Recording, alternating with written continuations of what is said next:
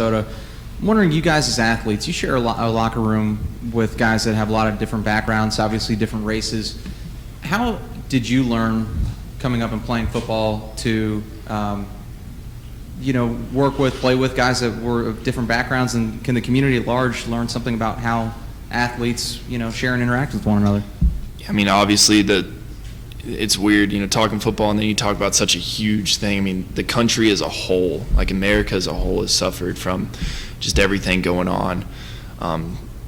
But in terms of how we adjust, yeah, there's guys from all over the country, West Coast, North, South, city, country, no matter what it is.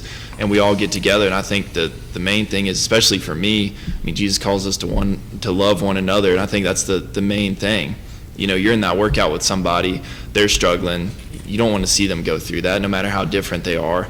I mean, you got to love them, whatever that looks like, encouraging them to do better, or saying, hey, hitting them like, let's go, whatever you need to do. And I think everybody can just learn a lot from that. It's just love one another. It's pretty simple. Just treat them how you want to be treated, and do it not because you might not feel it sometimes. That's the hard part. I mean, you might not get along with somebody, but loving, I mean, that's a verb.